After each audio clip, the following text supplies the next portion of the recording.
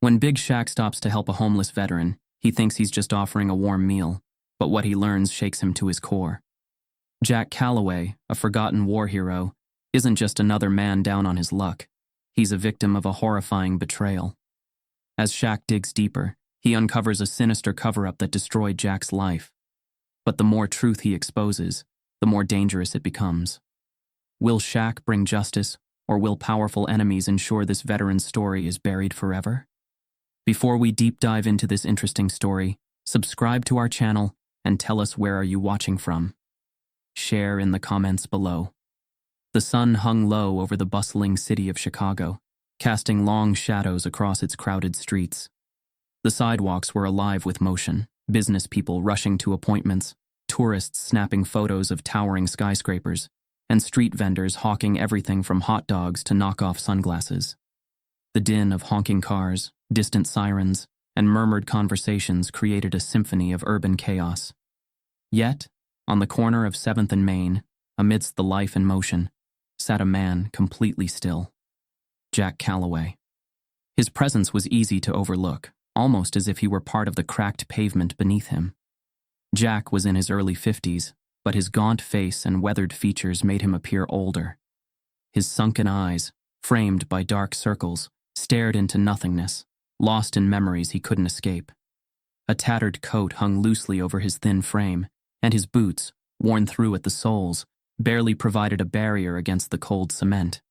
In front of him, a piece of cardboard rested against a battered duffel bag. In large, uneven letters it read, "Veteran. Hungry. Please help." Passers-by glanced at the sign but quickly averted their eyes, consumed by their own lives. A mother tugged her child's hand to quicken their pace, her whispered words barely audible. "Don't stare." A man in a tailored suit paused, seemed to consider something, then shook his head and kept walking. The world moved on, indifferent to the man who had once served it. Jack didn't flinch. He didn't beg or shout. He just sat there, his dignity worn thin but not entirely broken. His hollow stomach gnawed at him, but the hunger wasn't new. It was just another layer of the weight he carried every day. Across the street, a black SUV rolled to a stop. The door swung open, and out stepped Big Shaq. At nearly 7 feet tall, Shaq towered over everyone around him. His larger-than-life presence was impossible to miss. Broad shoulders, an easy smile, and the kind of charisma that turned heads wherever he went. Dressed in a sleek hoodie, jeans, and pristine white sneakers, Shaq exuded a blend of approachability and star power. Beside him was Derek, his assistant, a wiry man with a clipboard in one hand and a phone in the other. "All right, Shaq," Derek said, scrolling through his calendar. "We've got 10 minutes before the meeting. Let's keep it quick." Shaq barely acknowledged him. His attention was elsewhere. As he walked down the sidewalk, his gaze landed on Jack. There was something about the man sitting there, something that tugged at Shaq in a way he couldn't ignore. "Come on, big guy," Derek muttered. "You can't help every homeless person you see. It's a waste of—" Shaq held up a hand, silencing him. "I'll catch up," Shaq said, his deep voice leaving no room for argument. Derek sighed but stepped back, muttering under his breath as he checked his watch. Shaq crossed the street, his long strides bringing him face to face with Jack. Up close, the sight hit him harder than he expected. The man's eyes, clouded with pain and fatigue, spoke volumes. This wasn't just another homeless man. This was someone who had lived through things Shaq couldn't begin to imagine. "Hey man," Shaq said, his tone gentle. "You hungry?" Jack looked up slowly, his expression guarded. He had learned the hard way not to trust kindness. It often came with strings attached. "I'm fine," Jack muttered, his voice rough and low. Shaq crouched down, meeting Jack at eye level. "You don't look fine." Jack said nothing, his hands gripping the frayed edges of his coat. Shaq reached into his pocket and pulled out a crisp $20 bill. "Here, grab yourself something to eat." Jack hesitated, staring at the bill like it was a trick. Finally, he shook his head. "I don't want your money." Shaq tilted his head, surprised. "All right," he said, tucking the bill back into his pocket. "How about I grab us both something to eat? There's a diner down the block." For the first time, a flicker of emotion crossed Jack's face. Disbelief, mixed with curiosity. "Why? Why not?" Shaq shrugged, flashing a small smile. Come on, man. Humor me. Jack hesitated, the weight of the past few years making every decision feel like a gamble. Finally, he nodded. The two men sat across from each other in a booth at Evelyn's diner. The smell of sizzling bacon and fresh coffee filled the air, and the clatter of plates and silverware provided a comforting backdrop. Jack ate slowly, savoring every bite of the steaming plate of scrambled eggs and toast in front of him. Shaq didn't rush him, content to sip his coffee and watch the man across the table come back to life, one bite at a time. After a while, Shaq leaned forward, resting his massive arms on the table. So, Jack, he said, what's your story? Jack's fork paused mid-air. His eyes darted to the window, as if considering an escape. But something about Shaq's genuine curiosity softened him. I was in the army. Jack began, his voice quiet. Served 2 tours overseas. Came back, thought I'd have a future here. He set his fork down, his shoulders slumping. Turns out, the country I fought for doesn't have much use for guys like me anymore. Shaq nodded, his expression somber. That why you're out here? Jack gave a bitter laugh. Out here because life doesn't come with a safety net. One bad break, one wrong turn, and this is where you end up. The words hung heavy in the air. Shaq didn't press further, sensing there was more Jack wasn't ready to share. But he knew one thing for sure. He couldn't just walk away. Something about Jack's story felt unfinished, like a thread waiting to be pulled. And Shaq was determined to find out where it led. The diner hummed with quiet conversation, the scent of fresh coffee and grilled bacon thick in the air. Outside, the city carried on, people hurrying past, lost in their own worlds. But inside this small booth, time seemed to slow. Jack Calloway sat across from Shaq, his hands wrapped around a steaming cup of coffee like it was the only thing grounding him to the moment. His fingers, rough and calloused, trembled slightly. He wasn't used to talking. Not like this. Shaq noticed. He wasn't here to push, but something about Jack, about the way his shoulders slumped, about the way his eyes carried years of exhaustion, made it impossible to ignore. Jack exhaled sharply, staring down into the black coffee. You want to know my story? His voice was quiet, but there was a weight behind it. Shaq leaned forward, nodding. Only if you want to tell it. For a moment, Jack said nothing. Then slowly the words began to come. Jack had been a soldier once. A damn good one. He enlisted at 18, serving 2 tours overseas, where the desert sun burned into his skin and the weight of his rifle felt like an extension of his own body. But war wasn't just about the fighting. It was about what it took from you. The sleepless nights. The memories you could never escape. The ghosts that followed you home. When Jack returned, he thought he'd rebuild. He thought his country, his government, would help him start again. He was wrong. PTSD hit like a sledgehammer. The nightmares, the panic attacks, the way loud noises sent his heart into a sprint. He tried therapy. The VA had a waiting list so long that by the time they called, he had already learned how to suffer in silence. Then came the job hunt. Employers thanked him for his service but found reasons not to hire him. Overqualified, not the right fit. The polite way of saying, we don't want to deal with a broken soldier. The bills piled up. The drinking started. His wife, Sarah, tried to hold on, but Jack saw the way she looked at him, like he was a bomb waiting to go off. One day she packed a bag, took their son, and left. Can't say I blame her, Jack muttered, stirring his coffee absent-mindedly. She didn't sign up for the war that followed me home. Shaq's chest tightened. He had met a lot of people in his life, but there was something about Jack's story that hit differently. Jack took a deep breath, steadying himself. But that ain't even the worst of it. He glanced at Shaq, his eyes dark with something deeper. Shame. Regret. Shaq nodded. I'm listening. Jack hesitated. Then he spoke. When his best friend from the military, Frank Miller, got sick, Jack didn't hesitate. Frank had saved his life once, dragged him out of enemy fire when everyone else had given up. So when Frank needed help, when his medical bills stacked so high he couldn't see over them, Jack did what he thought was right. He sold his house. Every last penny went to Frank's treatments. And for a while it seemed worth it. Frank was getting better. Until he wasn't. Jack's voice cracked just slightly. He died 2 months later. Shaq inhaled sharply. Damn, man. Jack let out a dry chuckle, but there was no humor in it. Yeah, damn. Shaq rubbed his chin, trying to process it. Jack had given up everything, his home, his stability, his last lifeline, for someone else. You're not out here because you failed, Shaq said finally. You're out here because you sacrificed. Jack shrugged. What's the difference? Shaq's jaw clenched. He had seen a lot of struggles, but this was different. This was a man who had given everything, his service, his family, his security, and had been left with nothing. Shaq knew he had to do something, but first, he had to understand why.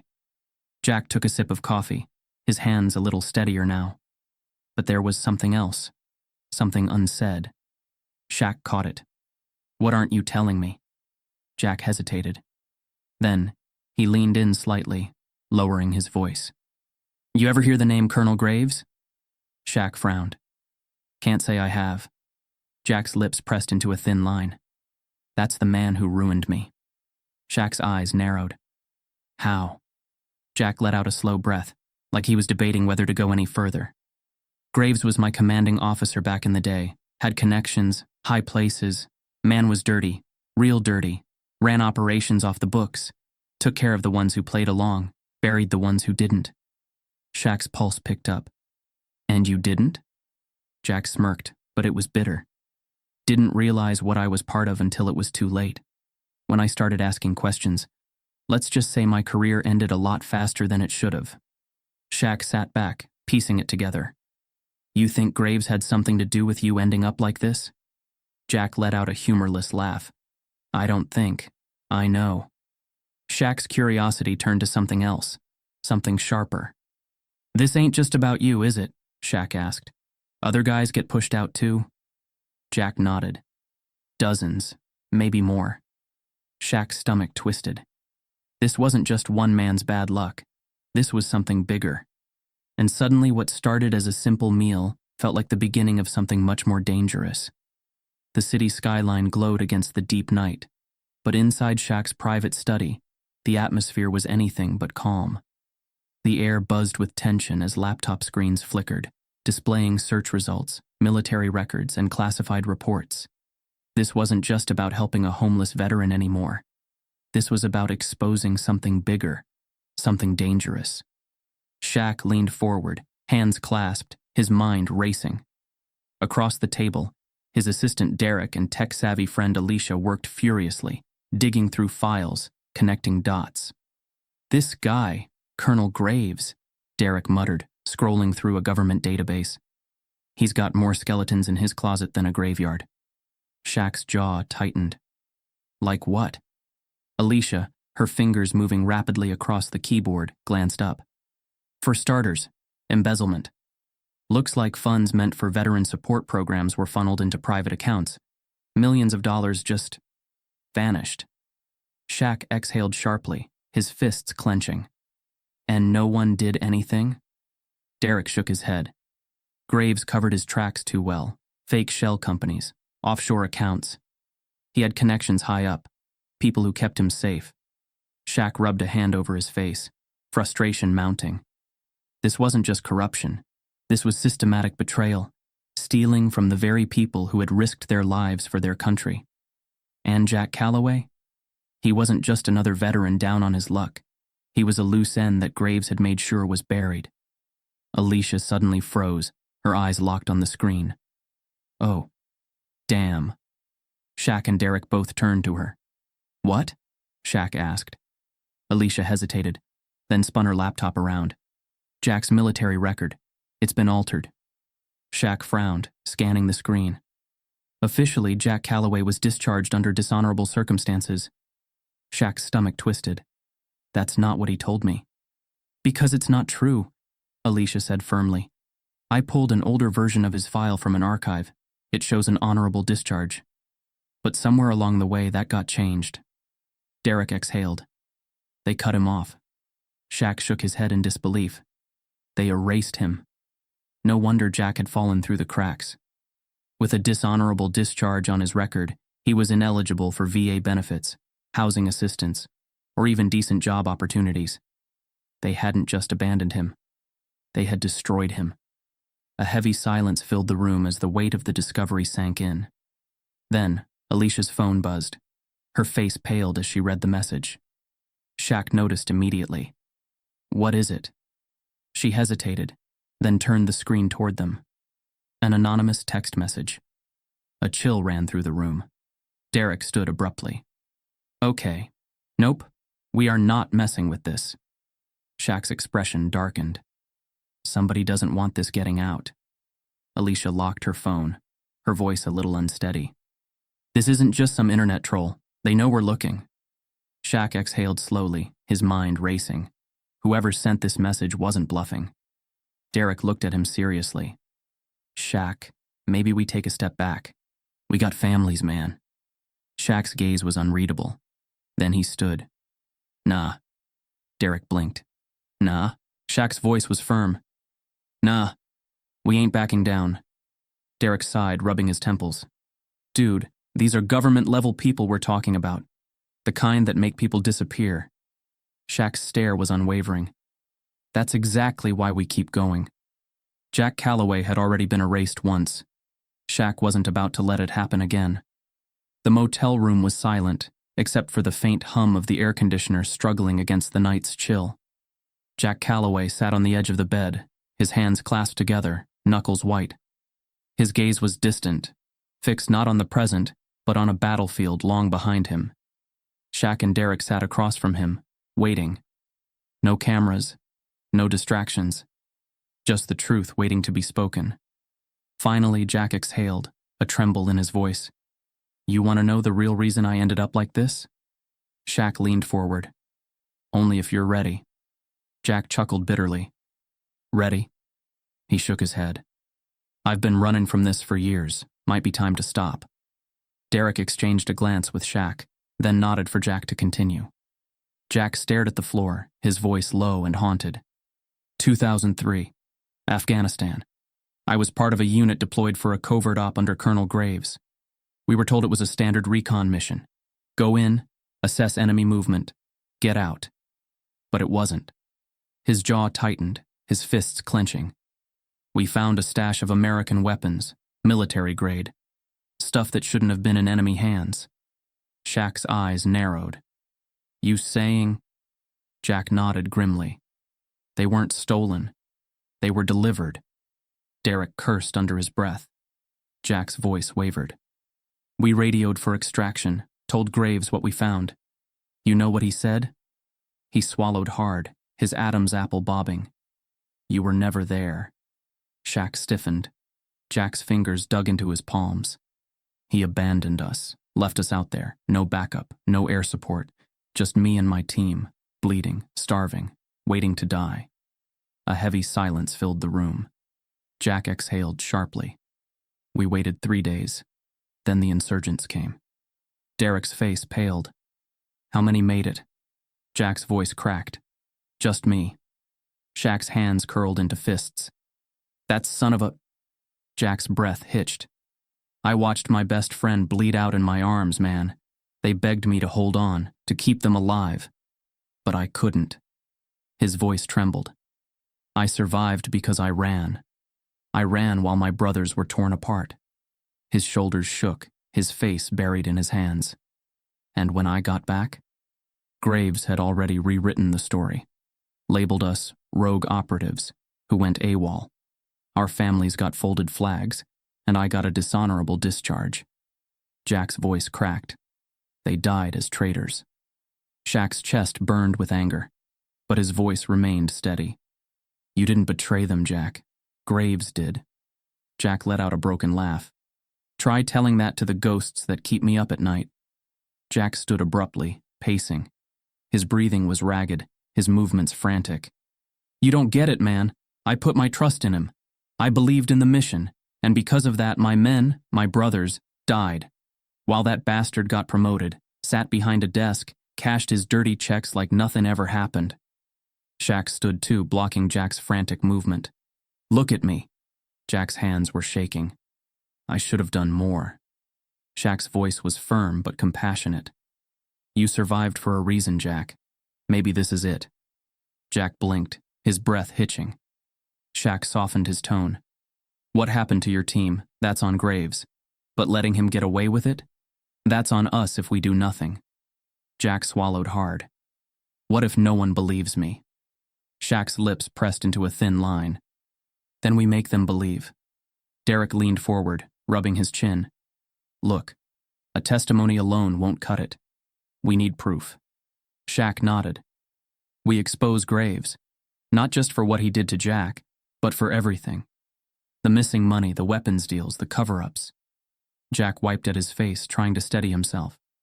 How? Alicia's voice crackled over Shaq's phone speaker. I think I got something. Shaq put the call on speaker. Talk to me. I did some more digging, Alicia said. Turns out Graves is set to give a speech at a private fundraiser tomorrow night. The guest list? Full of government officials, military leaders, and corporate execs. Derek raised an eyebrow. You thinking what I'm thinking? Shaq smirked. We crashed the party. Jack exhaled, his hands still trembling. I don't know if I can... Shaq placed a reassuring hand on his shoulder. You don't have to do this alone. Jack met his eyes. For the first time in years, someone was standing beside him. A flicker of something unfamiliar crossed his face. Hope. And this time, he wasn't running. This time, he was fighting back. The upscale restaurant hummed with the low murmur of wealthy patrons engaged in quiet conversations. Crystal chandeliers cast a golden glow over the room, reflecting off polished silverware and expensive wine glasses. At a private corner table, Shaq sat, his broad frame barely fitting into the sleek leather booth. Across from him, Colonel Robert Graves leaned back, a smug grin stretching across his weathered face. His salt and pepper hair was neatly combed, his tailored navy suit crisp, exuding authority and arrogance. Shaq had met men like him before, powerful, untouchable, and convinced they would always stay on top. Graves sipped from his whiskey glass, swirling the amber liquid before setting it down with a smirk. So, let me get this straight, Mr. O'Neill. You're interested in funding programs for struggling veterans? His tone dripped with mock sincerity. Shaq nodded, his voice calm. That's right. I want to make sure guys who served this country aren't left out in the cold. Graves chuckled, shaking his head. Admirable. But let's be real here. You and I both know the system isn't built for handouts. He leaned in slightly, lowering his voice. Men who can't adjust after service? That's on them. Not the government. Not me. Shaq's jaw tightened. He had to play it cool. Not yet. The small earpiece in Shaq's ear crackled softly as Alicia's voice fed him updates from their surveillance van parked outside. He's taking the bait, she murmured. Push him. Shaq exhaled, keeping his expression unreadable. That why you pulled funding from the veteran support programs? Graves's smirk faltered for a split second before returning. You've been doing your homework. He let out a quiet laugh. Fine. You want the truth? That money was wasted. Poured into people who didn't deserve it. He leaned in, his voice a whisper now. You'd be amazed what a few misfiled papers can do to make certain problems disappear. Shaq's stomach twisted, but he held his composure. Alicia's voice came through again. We got it. That's enough. But before Shaq could respond, another voice cut through the air. You son of a... Jack. He stood a few feet away, his fists clenched at his sides, his whole body shaking with barely restrained fury. His presence drew a few glances from nearby tables, but he didn't care. His eyes were locked onto Graves. For a moment, Graves looked stunned. Then, his lips curled into a sneer. Well, well. If it isn't my favorite disgraced soldier. Jack's face darkened. You lied. You left us to die. Then you erased us. His voice cracked, raw with years of buried rage. You stole everything from me. Graves scoffed, picking up his whiskey again, unfazed. Don't be so dramatic. You were never anything but a disposable grunt. You think your sob story matters? He shook his head. You're just another washed-up vet looking for someone to blame. The words hit like a hammer. Jack lunged forward, but Shaq was faster. He caught Jack's arm, holding him back. Not here. he murmured. Jack's breath was ragged, his body trembling with suppressed rage. Graves smirked, his confidence unwavering. Smart move, O'Neill. Control your pet before he embarrasses himself. Shaq's grip on Jack's arm tightened, but his voice remained level. You just admitted everything, Graves. Graves chuckled. So? It's my word against yours. Do you really think anyone's going to take a washed-up soldier and a basketball player seriously? Shaq smirked. We don't need anyone to take us seriously. Alicia's voice crackled through their earpieces. The live stream is at 50,000 views and climbing. Graves's expression flickered with confusion. What? Derek, who had been casually seated at the bar, now stood, holding up his phone. The screen displayed a live feed of their conversation. Every word Graves had just spoken was being broadcast across social media. The blood drained from Graves's face. You... Shaq leaned forward, his voice steady. We all heard you. Graves's eyes darted around the restaurant. His cool demeanor cracked as he realized what had just happened. You have no idea what you've done, he hissed. You think this little stunt will bring me down? You're playing in a league you don't understand, O'Neill. Shaq didn't blink. Nah, I understand just fine. You ruined lives. You made good men disappear. But now, the whole world knows. Graves clenched his jaw, then leaned in, his voice low and laced with warning. You think exposing me will help you? You think you're untouchable? He scoffed. I have powerful friends, Shaq, and I promise you, the moment this goes public, they will ruin you. Shaq's eyes darkened. He'd been threatened before. He'd faced off against giants on the court, and off. But this was different. This wasn't about him. This was about every soldier who had been left behind. Every name that had been erased. Every life that had been stolen. Shaq slowly stood, towering over Graves. You want to threaten me? He shook his head. I'm not afraid of the truth. Graves's mouth opened, but before he could speak, his phone buzzed, then another buzz, and another. The notifications flooded in. His face paled. The world was watching. The scandal had already started, and for the first time, Colonel Graves knew what it felt like to be hunted. The air inside Alicia's home studio was electric with tension. The dim glow of multiple screens filled the room, displaying files, video feeds, and breaking news tickers already buzzing with whispers of the scandal about to explode. Shaq stood at the center, hands planted firmly on the table, his broad shoulders tense. Across from him, Jack sat, his fingers gripping a faded military dog tag hanging from his neck. His eyes, weary but sharp, flickered between the screens. Alicia adjusted her headset, fingers flying across her keyboard. All right, she muttered. We're patched into every major news outlet, and the live stream is primed. Once we go live, there's no taking it back. Shaq glanced at Jack. You ready? Jack exhaled shakily. I've waited too damn long for this. Alicia gave a final nod.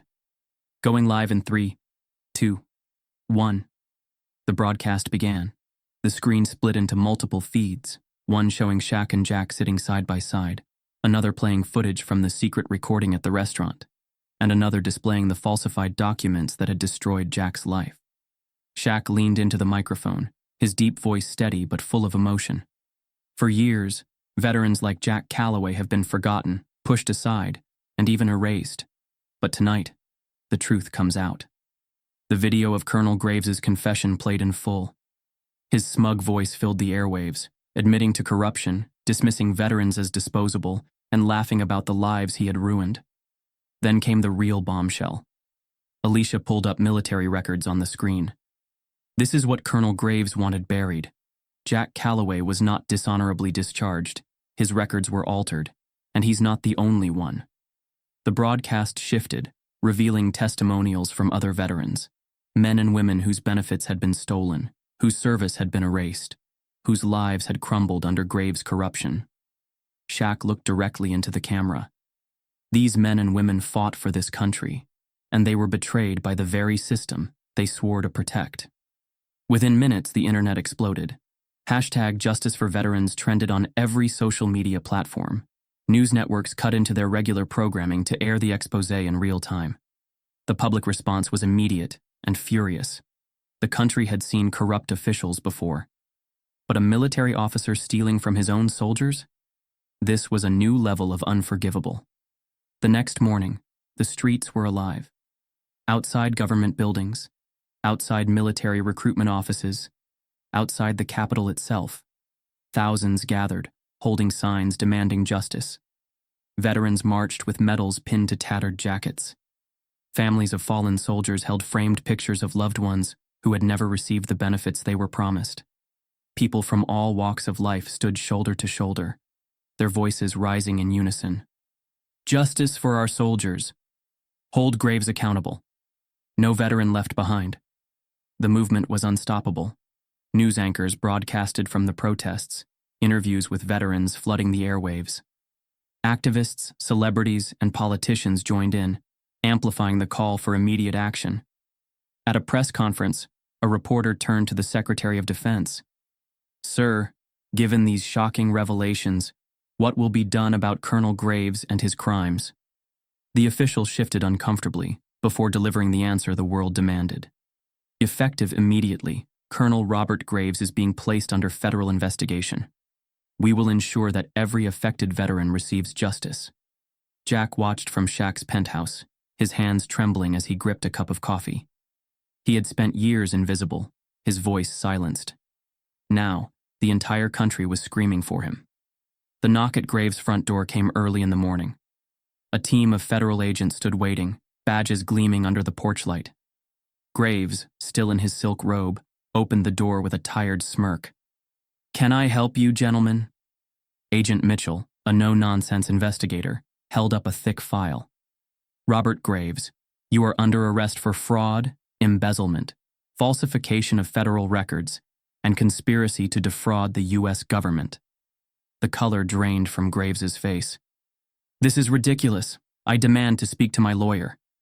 Mitchell stepped forward. "You can do that after we take you in." The cameras were already rolling. News crews had been tipped off, and the moment Graves was led out in handcuffs, the image spread across every screen in America. Once a decorated officer, now a disgraced criminal. As the agents loaded him into the car, a reporter shouted, "Colonel Graves, do you have anything to say to the veterans you betrayed?" For the first time in his life, Graves had no words. That night, Jack sat quietly on Shaq's balcony, looking down at the glittering city. The weight of years pressed down on his shoulders. Shaq stepped out, placing a fresh beer beside him. "Hell of a day." Jack huffed a small laugh. "Yeah." A long pause stretched between them. Then Jack finally spoke. "I should feel better." He looked down at his hands. "But it doesn't bring back the years I lost. The men I lost." Shaq nodded. "I know." Jack exhaled. "But at least people see us now." He turned to Shaq, his eyes filled with something new. Hope. "And maybe that's enough." Shaq clinked his beer against Jack's. "It's a damn good start." As they sat in silence, the city buzzing below, Jack allowed himself something he hadn't felt in a long time. Peace. The wind carried a crisp autumn chill as Jack stood outside the small suburban home, hands stuffed into the pockets of his new coat. One that actually fit him, one that didn't smell like the streets. His heart pounded against his ribs, the nervous energy nearly suffocating. Nathan's house was simple, modest, with a well-kept lawn and a basketball hoop over the garage. Jack could picture his son as a kid, shooting hoops out here, just like they used to before the war, before the PTSD, before he lost everything. He wiped his sweaty palms against his jeans.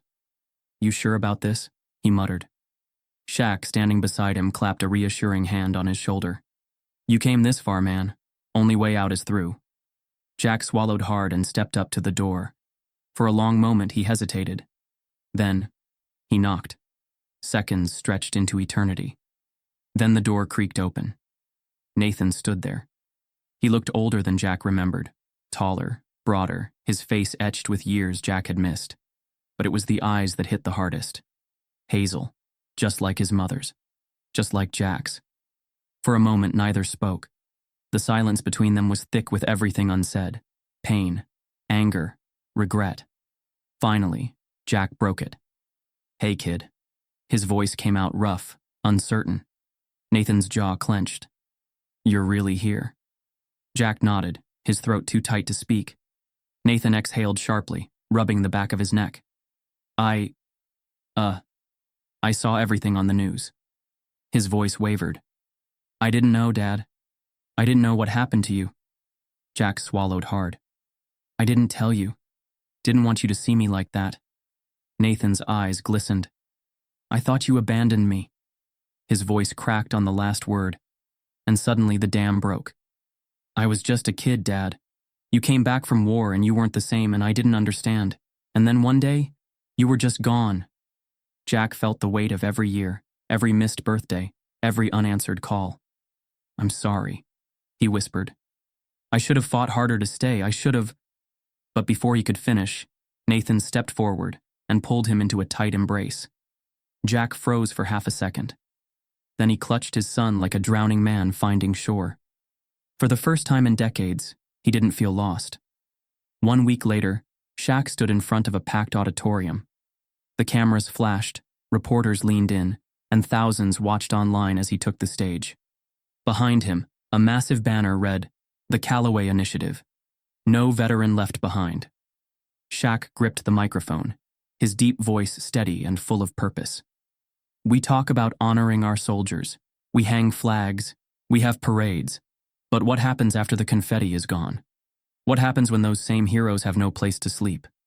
Murmurs rippled through the crowd. This ain't just about Jack Calloway. He's one man. But his story? It's the story of thousands, veterans who gave everything, only to be tossed aside when they needed help the most. Shaq gestured to Jack, who sat in the front row, now clean-shaven, wearing a suit. "That's why today we're launching the Calloway Initiative. Housing, mental health support, job placement. We're gonna make damn sure no veteran has to fight their own country just to survive." The room erupted in applause. Jack stood, his heart pounding as Shaq waved him up. He stepped forward, eyes scanning the sea of faces. The fear of speaking in front of a crowd gripped him. But then, he saw Nathan, sitting near the stage, giving him a small nod of encouragement. Jack took a deep breath. "My name is Jack Calloway," he said, his voice steady. "I was a soldier, a husband, a father, and for a long time I was nothing." He exhaled. "I thought my story was over. But someone reminded me that I still had fight left in me. And now I'm gonna spend the rest of my life fighting for those who can't." The standing ovation that followed wasn't just for him. It was for every veteran who had ever felt invisible. A few weeks later, Shaq sat in his penthouse, unwinding after a long day. His phone buzzed. He frowned, opening it. Instead of a text, there was a picture of a handwritten letter. Shaq leaned forward, reading. "I ain't much for writing, but I needed to say this. You saved my life. And not just by exposing graves. Not just by giving me a roof over my head. You saved me by reminding me who I used to be. For years, I thought I was just some broken old soldier waiting to die. But now I get up every morning with purpose. I help guys like me. I look my son in the eye and know he's proud of me again. And it's because of you. I know you've done a lot in your life. Championships, charities, business empires. But what you did for me, that's your legacy. Thank you for seeing me when no one else did. Your friend, Jack." Shaq blinked hard, his chest tight. He leaned back in his chair, staring out at the city skyline, the lights stretching endlessly into the night. Jack was right. This question mark. This was the most important thing he had ever done. And he wasn't stopping now. He picked up his phone and dialed Alicia. "Hey," he said, "I got an idea. Let's make this bigger." Because there were still more Jacks out there, and Shaq wasn't going to stop until they all had a place to call home. Too many heroes like Jack are left behind, forgotten by the very country they served. But we have the power to change that. Share this story, raise awareness, and support veteran organizations that provide housing, healthcare, and job opportunities. No one who sacrificed for us should have to fight alone. Stand up, speak out, and be the reason a veteran gets a second chance at life. The fight isn't over. What will you do? If this story moved you, don't forget to like, share, and subscribe for more powerful stories that need to be heard. Together, we can make a difference.